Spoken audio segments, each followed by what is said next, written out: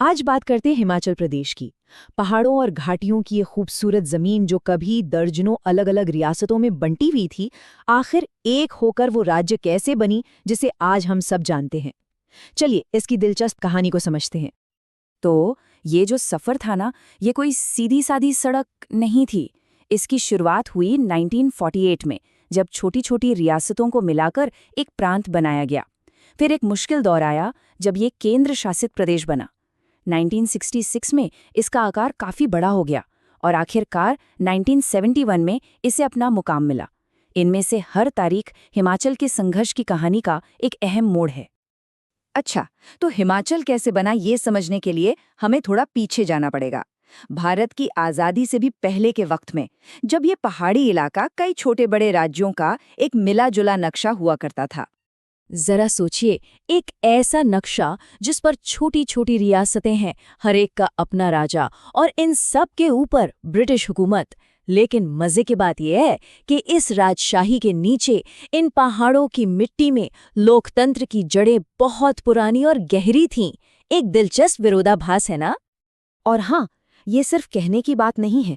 इसका सबसे बड़ा उदाहरण है मलाना गांव। उस रियासती माहौल के बीच भी ये जगह दुनिया के सबसे पुराने लोकतंत्रों में से एक के तौर पर चलती रही। एक ऐसी परंपरा जो सदियों तक जिंदा रही। और जैसे ही भारत आज़ाद हुआ, ये जो लोकतांत्रिक भावना थी ना, वो मानो एकदम से बाहर आ गई। आज़ादी के सिर्फ 2 दिन बाद ठियोग ने एक हिम्मत भरा कदम उठाया और अपनी सरकार बना ली। जल्द ही कुनिहार और जुब्बल जैसे दूसरे राज्य भी इसी रास्ते पर चल पड़े। ये शाही राज के खत्म होने और जनता के राज की शुरुआत का ऐलान था। तो ठीक है, सरकारें तो बन गईं, लेकिन सिर्फ इतना ही काफी नहीं था। असली चुनौती तो अब थी। इन दर्जनों बिखरे हुए टुकड़ों को जोड़कर एक मजबूत इकाई कैसे बनाया जाए। ये काम आसान नहीं था। सोचिए, 30 अलग अलग शासकों को, जिनकी अपनी जमीन थी, अपनी विरासत थी, इस बात के लिए मनाना कि वो सब कुछ मिलाकर एक नई पहचान बना लें, ये किसी बहुत बड़ी राजनीतिक पहेली को सुलझाने जैसा था। अब देखिए, ये सब कुछ रातों रात नहीं हो गया। इसके पीछे डॉक्टर वाई.एस. परमार जैसे नेताओं की एक सोची समझी रणनीति थी। 1946 में एक काउंसिल बनाने से लेकर दिल्ली में हुई जरूरी बैठक तक हर कदम बहुत ध्यान से उठाया गया और आखिरकार वो समझौता हुआ जिसने हिमाचल प्रदेश को जन्म दिया। तो इन सारी कोशिशों का नतीजा ये निकला कि 15 अप्रैल 1948 को एक नए प्रांत ने जन्म लिया। तब इसमें सिर्फ 4 जिले थे, मंडी, महासू, चंबा और सिरमौर, और आबादी थी करीब 9.5 लाख। ये तो बस कहानी की शुरुआत थी। मगर कहानी यहीं खत्म नहीं हुई। असल में प्रांत बनाना तो सिर्फ पहली लड़ाई थी।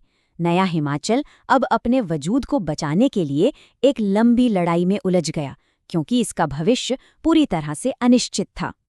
तो हुआ ये कि शुरू में हिमाचल को पार्ट सी स्टेट का दर्जा मिला। इसका मतलब था कि उनकी अपनी चुनी हुई सरकार थी, एक मुख्यमंत्री था और अपने फैसले लेने की आज़ादी थी। लेकिन ये दौर ज़्यादा दिन नहीं चला और जल्द ही ये सब कुछ छीन लिया गया।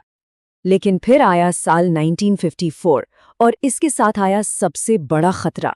भारत के राज्यों की सीमाओं को फिर से तय करने के लिए एक कमीशन बना और उसने एक ऐसी सिफारिश की जो हिमाचल प्रदेश का वजूद ही खत्म कर सकती थी।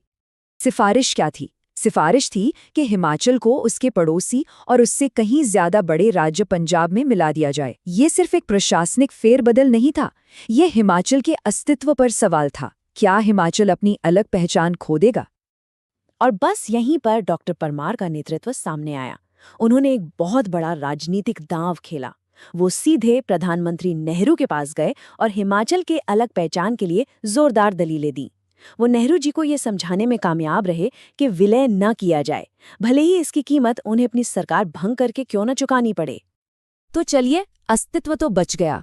अब लड़ाई एक नए मोड़ पर आ गई थी और लक्ष्य एक ही था, पूर्ण राज्य का दर्जा हासिल करना, भारतीय संघ के भीतर एक बराबर का राज्य बनना। 1960 का दशक आते आते हवा का रुख बदलने लगा।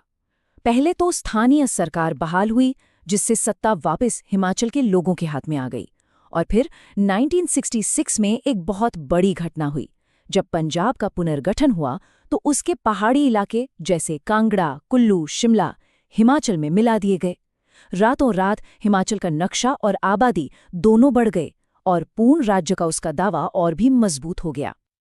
तो अब हिमाचल बड़ा हो चुका था, आत्मविश्वास भी बढ़ गया था, और इसके बाद तो पूर्ण राज्य बनने की तरफ आखिरी कदम बहुत तेजी से उठाए गए। 1968 में विधानसभा ने एक सुर में मांग उठाई और 1970 में प्रधानमंत्री इंदिरा गांधी ने संसद में ऐतिहासिक ऐलान कर दिया। और फिर वो दिन आया, 25 जनवरी 1971। वो लंबा सफर अपनी शानदार मंजिल पर पहुंच गया। हिमाचल प्रदेश भारत का 18वां राज्य बन गया। लेकिन कहानी यहीं खत्म नहीं हुई। राज्य लगातार विकसित होता रहा और आज के रूप में हमारे सामने है। और ये जो विकास है ना, वो हमें जिलों की संख्या में साफ साफ दिखता है। देखिए, 1948 में जब ये प्रांत बना तो सिर्फ 4 जिले थे, और फिर धीरे धीरे ये बढ़ते गए और 1972 तक ये आज के 12 जिलों तक पहुंच गए, जो मिलकर आज का हिमाचल प्रदेश बनाते हैं। तो आखिर ये पूरी कहानी हमें सिखाती क्या है? देखिए, हिमाचल प्रदेश का बनना सिर्फ नक्शे पर लकीरें खींचना नहीं था। ये इस बात का एक जीता जागता सबूत है कि कैसे अलग अलग संस्कृतियां और इलाके मिलकर एक हो सकते हैं। ये अपनी पहचान के लिए किए गए संघर्ष की कहानी है और उस हिम्मत और दूरदृष्टि की कहानी है जिसने कई टुकड़ों को जोड़कर एक पूरा राज्य बना दिया।